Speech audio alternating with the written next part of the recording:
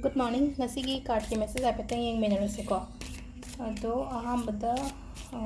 akhoi kaino ngasi se Purnima tabanina haidi Purnima gi numit ki manifestation tawbagi timing hai tare ko timing afaba se nungdang se kram kanda no adu du sai petang hairage ko matam afaba pungham do tawbiro manifestation tawge hairagadi adu manifestation gi hana videos myam ma yaw na ko makhada hadi hanagi playlist adum yawbirangani ko hadi aigi da chingdara adum yengbiro adugi manifestation gumba do adum tawibada kaiba kemta leite ko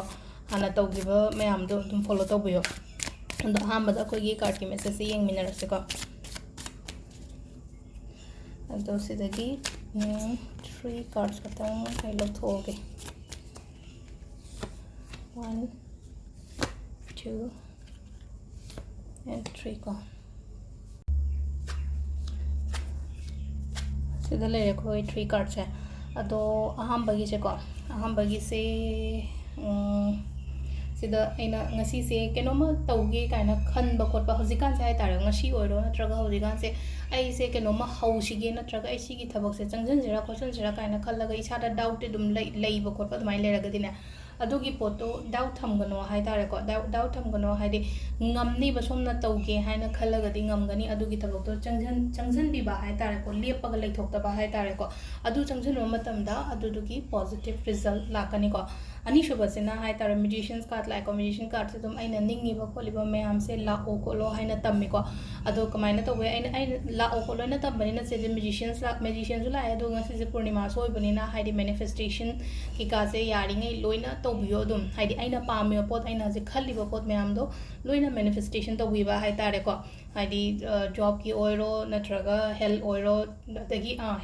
health ki matang ge hairaga namu haidi ngasi full moon se haidi water gumba haidi ko full moon gi leina ko water charge toroga adugi ising gumba su thabi be ko adu health issues gumba leibo ko palei se adu dana haidi akogi moonlight ta ising je charge toroga adu thabi be ko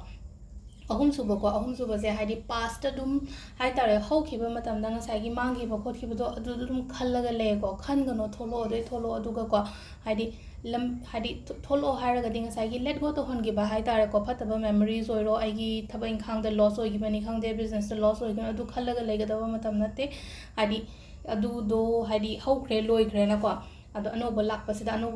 hai tare hairaga di hojik atop hojik thabak aina hojik tawriba thabak sida focus tawbiyo ba hana mangre aduga handak su mangni haibagi kaino leite ko adu sida leire akhoi gi card ki message sina aduga timing afaba se ki pung 9 ga minute amadagina pung ama phawum leire ko ado sigi manung sida dum hai tar nungdang thabak chappa ko pa mi leraga di sigi manung sida manifestation to bibe ko pung 9 ga minute amadagina pung ama phawba adagi 2 ga minute nifu daina 3 ga minute 53 phawum leire de nungda wairam gina 3 ga minute 53 dagina 9 ga minute nifu phawum leire nungdangina pung 10 dagina nungalamdai gi pung 2 phawba ma leire ko sigi marak sida koina keno to bibe ko ado ngasi se leba bobo oibanina red color gumba kai gumba use to bibe sit leire ngasi gi videos thank you